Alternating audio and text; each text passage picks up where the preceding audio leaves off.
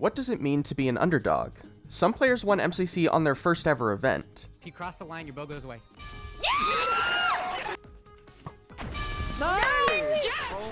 Some worked to get their win against overwhelming odds. Do you want to take it? Dead at the win. Get the win, man.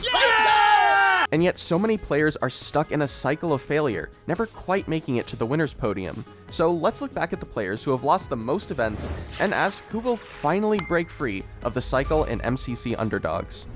To be an underdog, you don't need a Captain Sparkles-length history of failure after failure. For many players, you don't even have to have played in Season 1. Of the players who are memed upon for their losses in MCC, there is no one who can beat the story of JackManifold. Jack first played in MCC 14, but his true underdog tale began in MCC 15. On the Yellow Yaks, he seemingly broke the Captain's curse, bringing Captain Sparkles to Dodgebolt for the first time since MCC 3. Tragically, he followed in the Captain's footsteps and lost 3 back-to-back-to-back rounds of Dodgebolt. Skipping over a tragic downfall from first place in MCC 16 and one of Jack's best performances, you make it to MCC 21. Jack once again made it to Dodgebolt alongside Purpled, 5UP, and Tubbo, defying the odds on one of the most unpredictable teams of the event. And yet again, he lost one round, then another, and then a third. We could mention MCC 24, the Orange Ocelot's absolute dominance over the event, and then them making Dodgebolt, but we think that you know how this ends.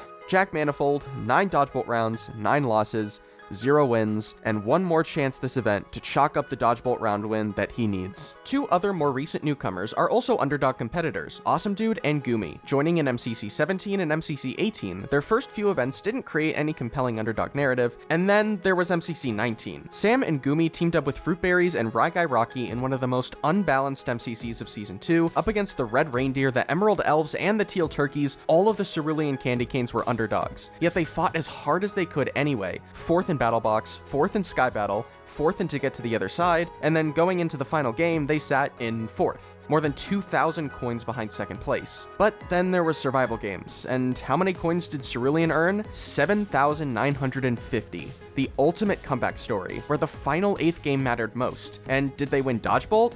Of course not. Why would they be in the video if they had? Cerulean lost 3 back-to-back rounds, and their chance of greatness was unfortunately crushed. Sam had gone on to make Dodgebolt twice more, in MCC 22 and 25, but never managed to win. For both Gumi and Sam, MCC 27 is a chance to relive their earlier glory, to finish what they started back in MCC 19. Although we love to see newcomers, we all love to see an old face return, and there's a lot of underdogs who have never played a canon event in Season 2. LD Shadow Lady, an OG from MCC 1, has finally returned to try and win in Underdogs.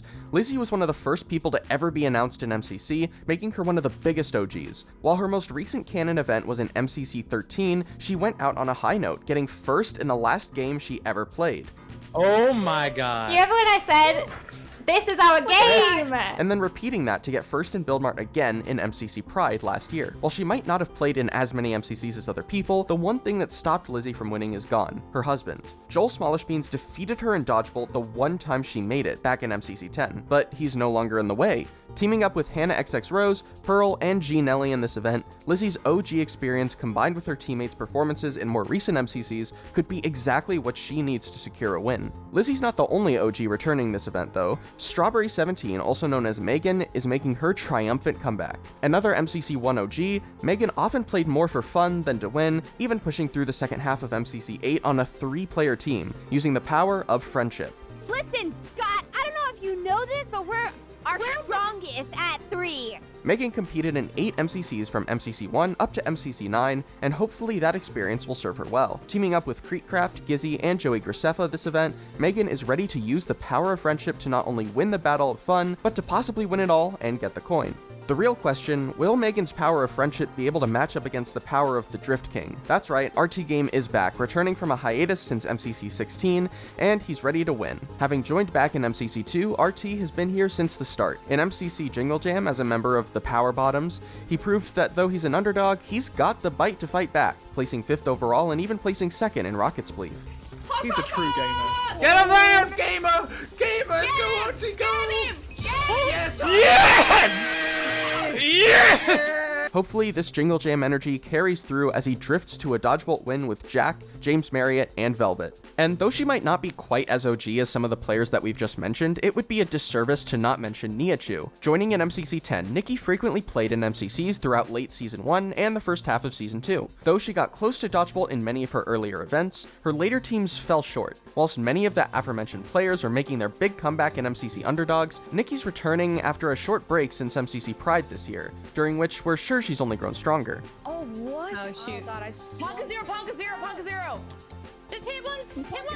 Nikki. Go, Nikki, go. I'm trying. Just one. You got it. Just one on it. Yeah. Oh, okay. Good job, Nikki. So far, we've covered the OG underdogs, the newcomer underdogs, but there are some players who these labels do not fit. 2 players who have played more than 10 events, yet never gotten a win. Each of them define what it means to be a dark horse, and one of them has lost the most events of any player, PearlescentMoon. Pearl's MCC history is filled with the word almost. In MCC 11, she almost placed in the top 10, claiming 11th place. In MCC 12, her team made a comeback after a 5,000 coin sands of time to make it into dodgebolt, where her team swept the entire first round, but had to settle with 2nd place as the Green Guardians took the crown. She almost won. In MCC Pride 21, she placed 11th, a mere 2 coins outside of making it into the top 10. Her team, the Orange Ocelots, jumped from 4th place to 2nd in the final game, beating the Pink Parrots by a mere 2 coins once again, and yet, when it all came down to the final round of dodgeball, the Ocelots lost by a single frame. Almost. Through all this, Pearl has persevered as a player no matter how close the last loss may have been to a win. This time, alongside Lizzie, Hannah, and G Nelly, the perseverance should pay off. This time, it will not be another almost. And now, the final player. The player whose story is the Shakespearean tragedy of MCC. There are 3 certainties in life: death, taxes, and Ranboo not making it into dodgebolt. And if Ranboo is the protagonist of this misfortunate drama, then his enemy is the survival game's finale. He missed dodgebolt. No! Then again. No! Then again. No! You've got to be kidding me! Then again. I hate survival games. I hate survival games so much. It sucks. It sucks. It actually sucks. It is an awful game. And even when it didn't stand in his way in MCC 20, he still placed 3rd. If it's thin, I will scream. Ranboo can't seem to win, nor even make it to the dodgebolt arena because of these pre-written failures that result in tragic endings every time. And will this event be any different? Will he be able to overcome the odds and lead Amesy, Ludwig, and Valkyrie to victory? As they say, no one outpizzas the hut, and no one can outrun the boo.